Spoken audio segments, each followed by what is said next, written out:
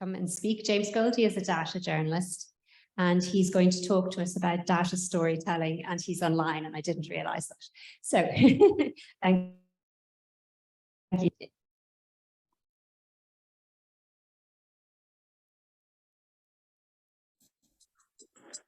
Hi, thanks very much. I've just had the video stop as you were talking there. I'm not quite sure if it's broken up or if you've just given me the floor. I'm hoping it's the latter. I'm very sorry if I'm just talking over everyone. I'm going to cross my fingers and hope everything's going great. Oh, you're good. Thanks, James. Oh, awesome. Thanks. So I'll just share my screen very quickly. So yeah, thanks very much, everybody. My name is James Goldie. I am the data and digital storytelling lead for 360 Info. We are an open access newswire that is supported by Monash Uni. So today I'm going to talk a little bit about telling stories with data. I had originally kind of come into this talk thinking that I would try to give some advice around specifically visual storytelling. Surprisingly, this talk ended up leaning more towards the use of language and framing stories. So in some ways, it's actually very general communication advice, but I hope it's still useful. I think, yeah, as I'll show in the talk, communication is something that I feel like you can be constantly learning, just like writing. And so I think it's always helpful to have reminders about these sorts of lessons and the power of them as well. So I'm going to talk a little bit about why you should be in the business of talking about your work. I'm going to start with some sort of what I consider like the most basic considerations for all kind of communications.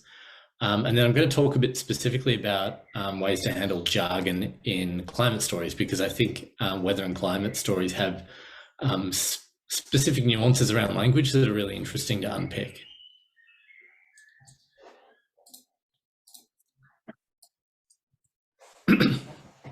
So I am currently a data journalist with 360 Info, but I used to be a climate and health researcher with UNSW Sydney.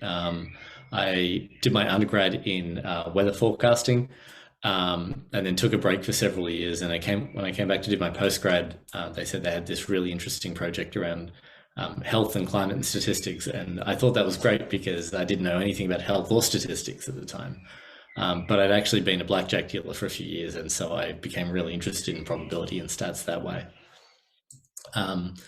After I finished my PhD, I got this role with the ARC Centre of Excellence for Climate Extremes and with the Monash Climate Change Communication Research Hub.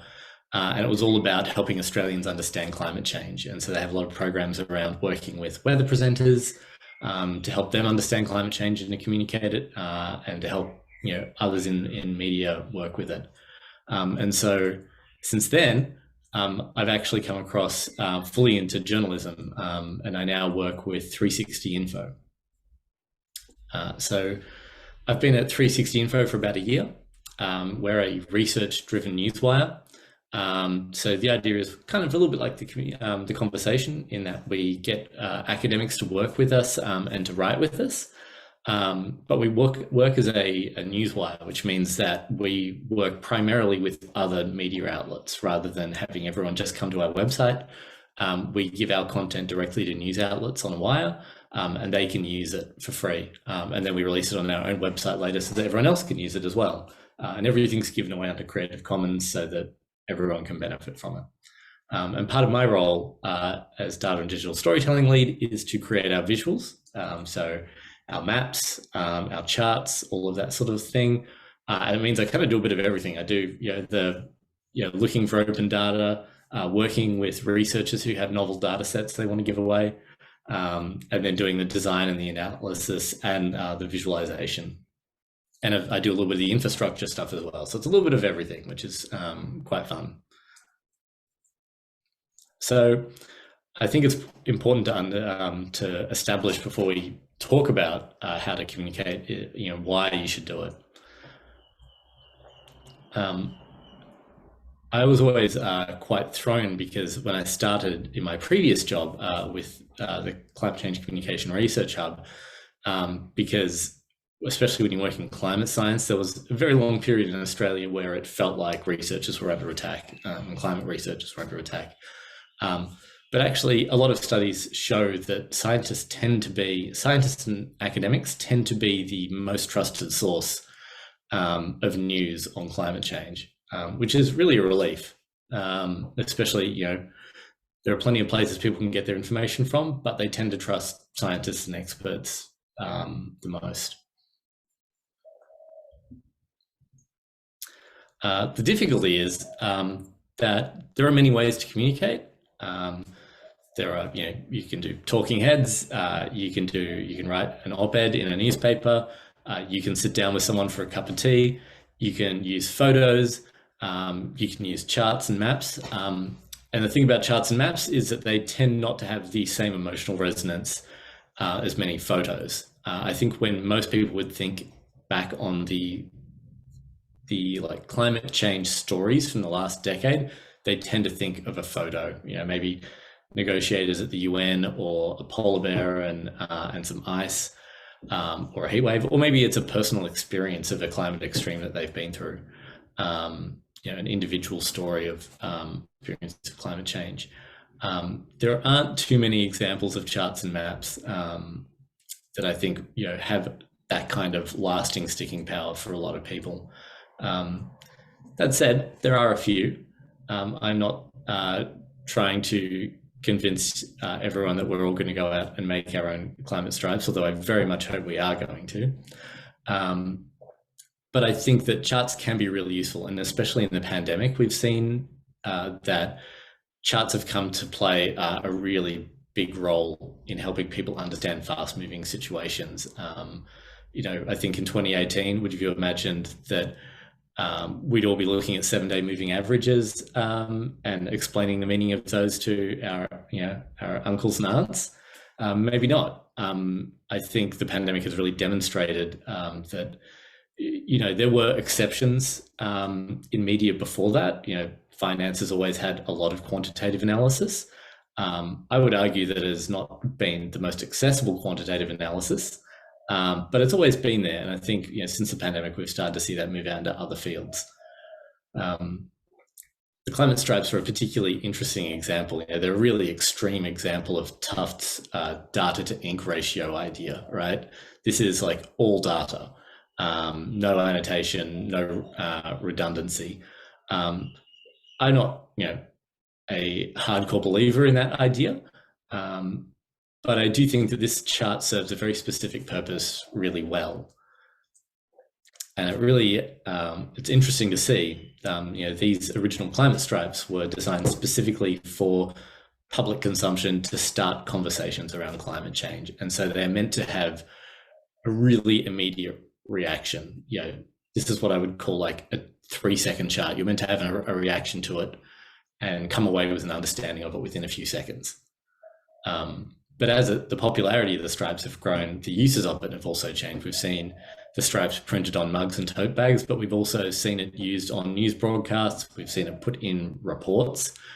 And so the Show Your Stripes website actually has different versions of the graphic that you can download at showyourstripes.info. So we've got the original ones here, but then we've got them with an x-axis labeled on there as well in the title, showing the time range. We've got it done as traditional bars, and then we've got those bars with scales, and this is looking quite a bit like, you know, more like a publication ready chart, except with the redundancy and the color coding, right? So it's interesting to see that something that started off really simple has had some complexity introduced over time.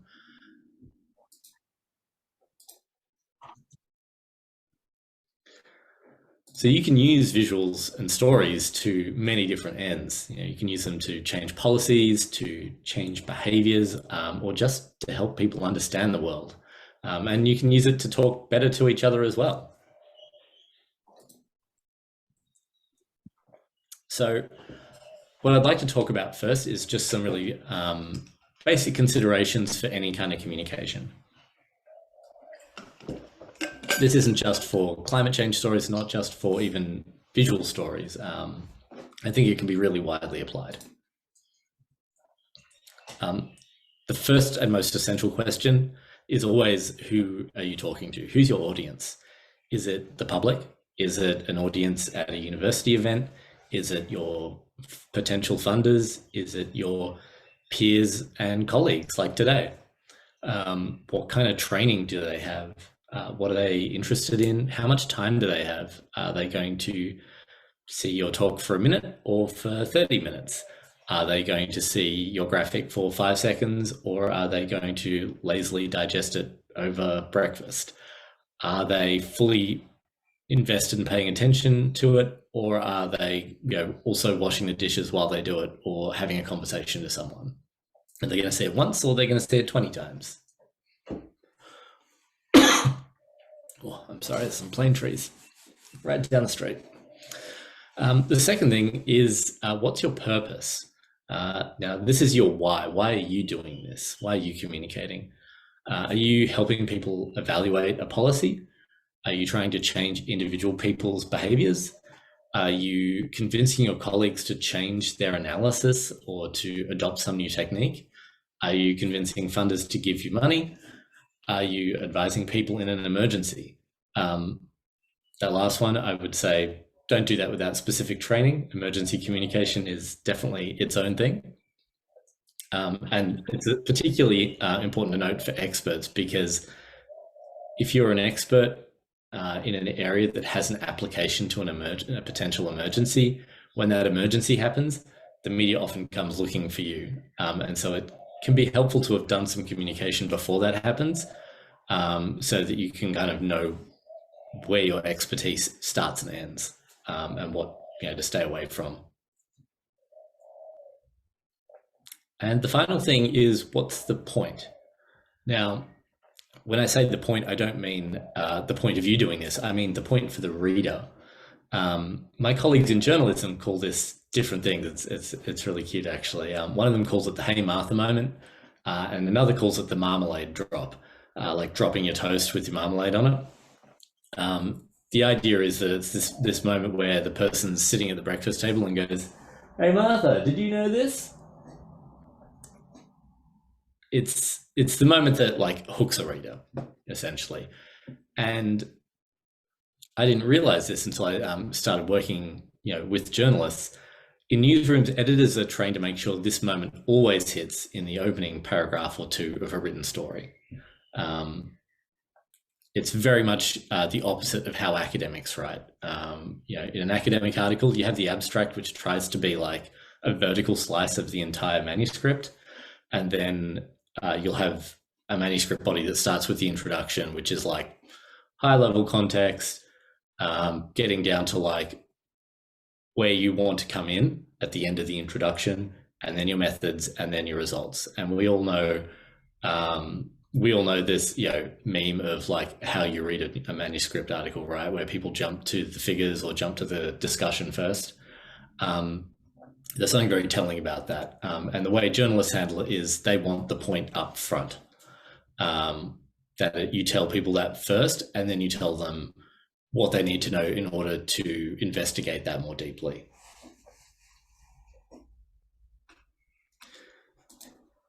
The whole point of that is to avoid a so what moment from your reader or your viewer.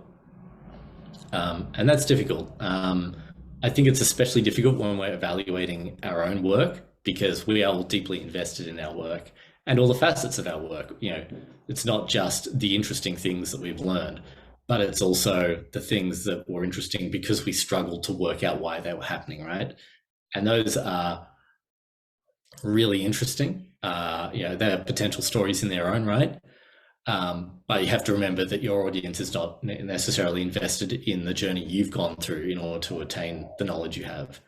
And so it could be really hard to say, well, we need to find the thing that is going to be interesting for the person you're talking to in your work here. And I would qualify that by saying that I am not making an argument for we all need to be doing research that cures cancer.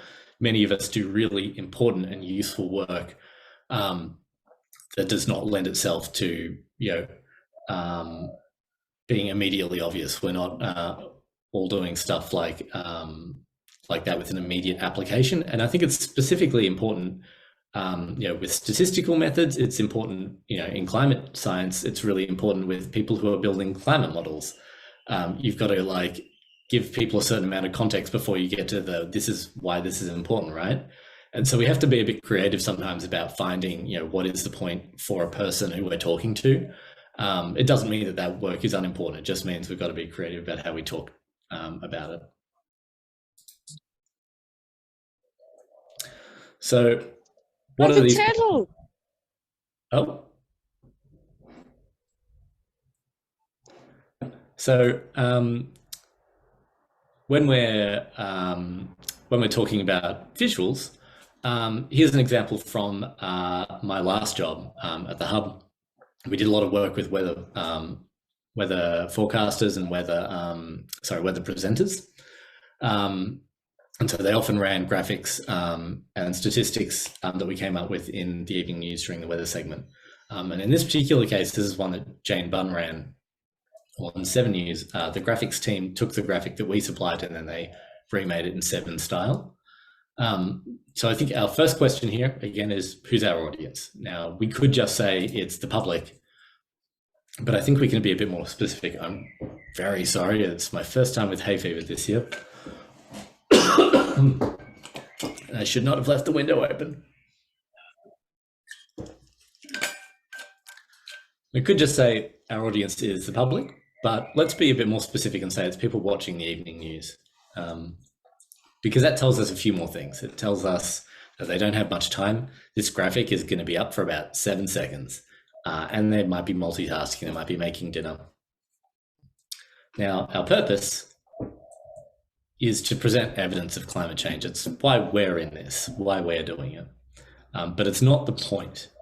The point for the person at home watching TV is that summer days or January days are warming up near you. So making sure that we're balancing our purpose and the point for the viewer is really key. Now, this chart has a lot of potential messages in it, but the first things people see are going to emphasize our point. Trend line's going up. Warm colors, it's getting warmer. If that's all someone takes from this chart, I think it's done its job. Everything else is secondary. Now, if we're really lucky, a particularly astute or trained viewer might understand that Melbourne's climate varies from year to year. We have cold years, we have warm ones.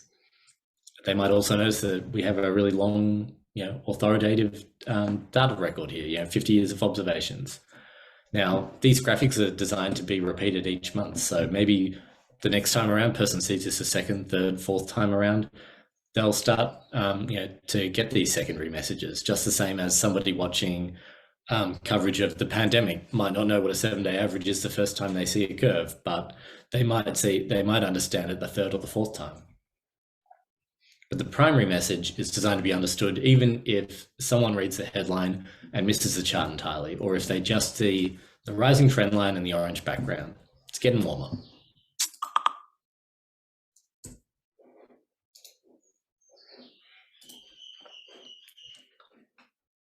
Now, in a broadcast TV graphic, the point is basically the whole thing, right?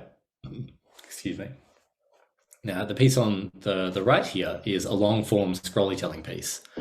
Now, might take you 10, maybe 15 minutes to read it, depending on how quickly you scroll through it.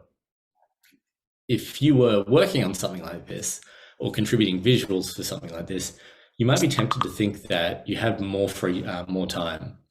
I'm just going to close Slack very quickly. You might be tempted to think you have more spare time, and so you can be a bit more relaxed about this stuff. But the point is still really important. People can and do close out of articles, 30 seconds in if the message doesn't land. In fact, they might just not click on it at all if the headline or the subheader is bad. Scrollytelling pieces often build up a complex visual piece by piece. And that's really important to help the reader understand. You start with rather than having a faceted chart, for example, with 10 panels, you might start with one panel and then build up to the rest of them, right? But that doesn't mean that we start the story with the meaning of the chart axes or of the colors. We might start with the point, and then once we've established the need for the person to read the article and emotionally invested them, then we can get on to starting to build up a complex visual.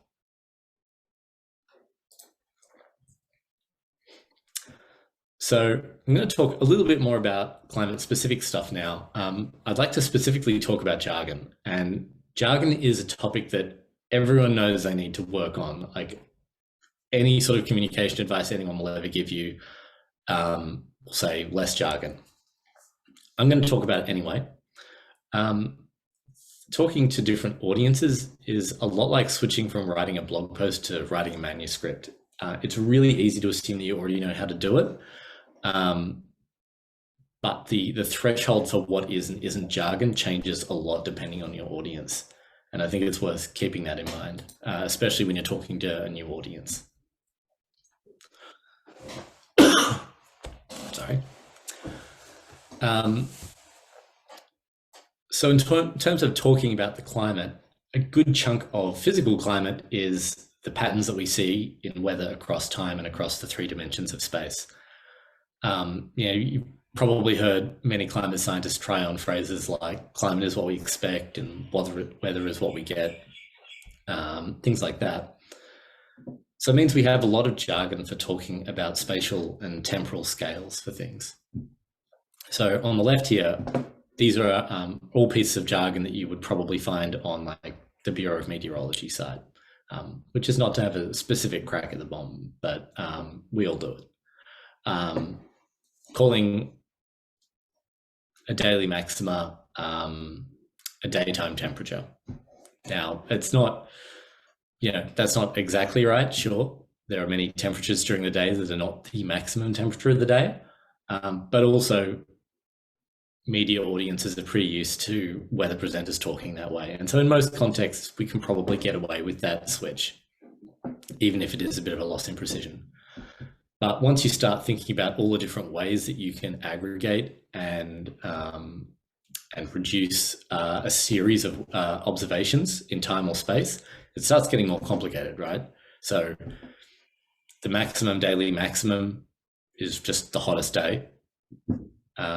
If we talk about space, we could talk about the area average temperature, which I'd probably just call the temperature across Australia, or you could call the average temperature across Australia, but I think temperature across Australia is fine.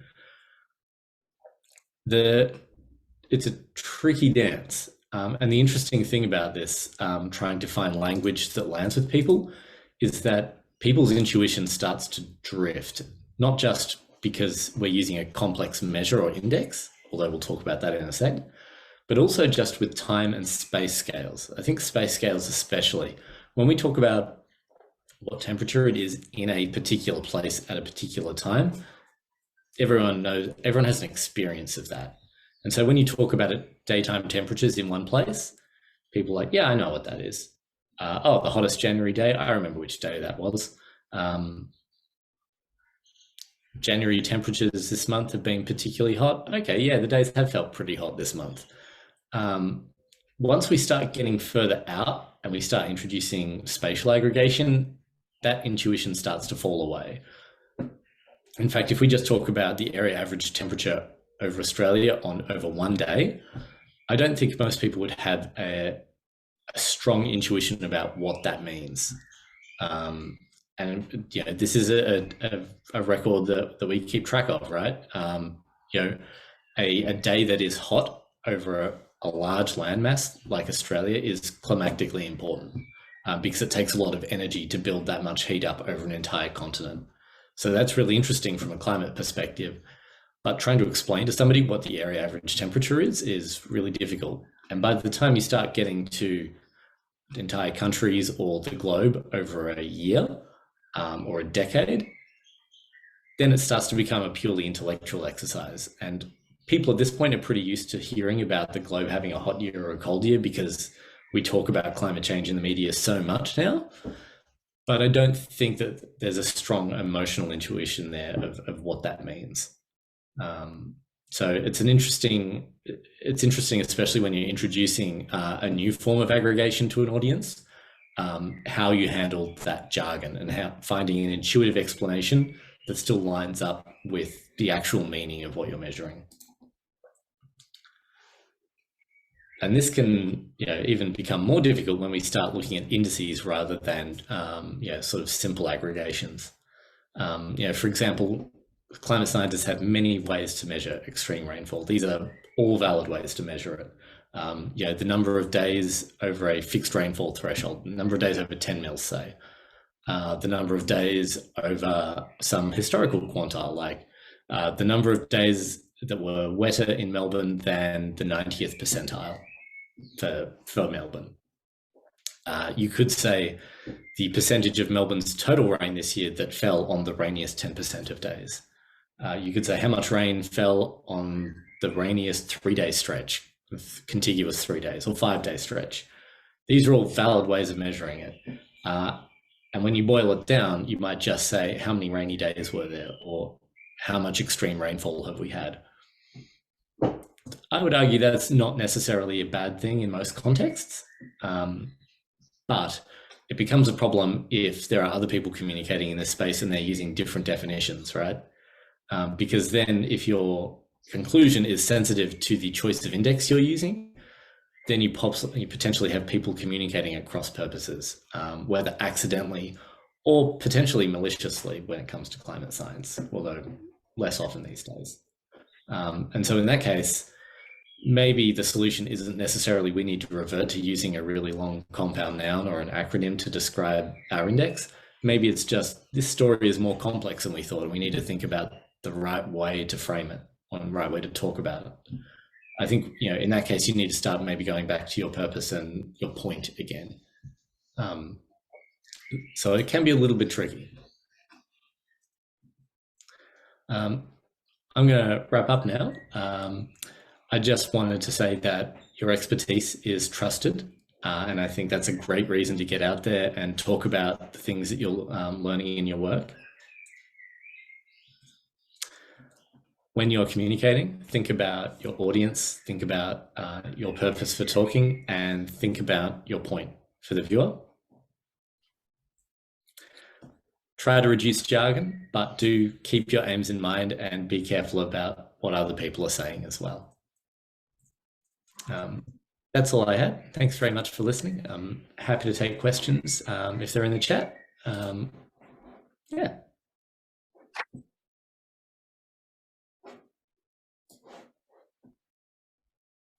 Hi, James. It's Lucy in WA here. Can you hear me? I can, Lucy. Hi. Good. Thank you so much for that talk. There's so many nuggets of advice in there that I'm sure we all got a couple of them that we're going to think about in our future work.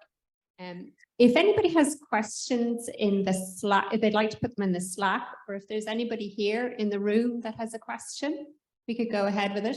And while we're waiting for people to think, I just wanted to ask you about what software you use. What's your favorite software to use, or maybe what's your most hated? I'm a fairly diehard user at this point. I've been using R since about halfway through my honours in end of 2013. Was trying to get reproduce somebody else's results, modelling hospital admissions with natural splines and getting nowhere in MATLAB until I put it down in frustration one day, started using R and had redone the paper in like an hour. And so I've been using R ever since. I've branched out since then. I now use a lot of JavaScript because we do a lot of web visualizations. A little splash of Python here and there. Yeah. Thank you. We have a question in the Slack there from Lisa. She says, how do you determine what is jargon and what's not for a given audience? And do you have any tips? Yeah, it's a tough question. And honestly, the only reliable way I've found is testing. Test with friends, test with family, test with colleagues, especially if they have a different skill set to you or a different area of focus. You know, I work in an office full of journalists, and it's not uncommon for an editor to lean over and go, "Hey, non-scientists in the room, what do you think metabolism means?" Or, yeah, whatever it is. What does sea ice mean? How's it different from land ice? Just to see whether their intuitions are right about something. Obviously, you have to qualify that against the expertise that your colleagues do have. The interesting thing is that when you are talking to colleagues, you can sometimes let your guard down and assume that they do know what you're talking about, and that can be even more dangerous, right? You know, I work on the climate and health interface, and I remember one workshop where there were climate and health people climate people and epidemiologists in the same room, and they were both talking about their models, and we realized on the second day that the climate people didn't know that the epi models were statistical models, and the epi people didn't know that the climate models were dynamical models and not statistical at all. And so there was this kind of like moment where we all had to kind of stop and start again from first principles once we realized that. Back to know your audience. Yeah. Listen, oh, there's a couple more questions here. This talk should have been done on day one. That's a comment. And this is the first problem with jargon, is to recognize that you were using it. Good point. Yeah, it's hard.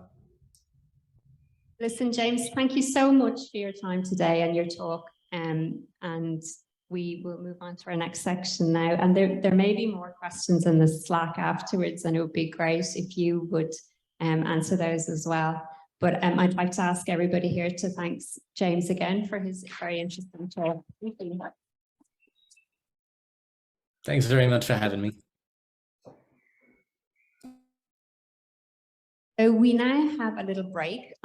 We'll have morning tea here, and we'll come back at 5 to the hour for everybody else, or 25 past the hour, depending on where you are.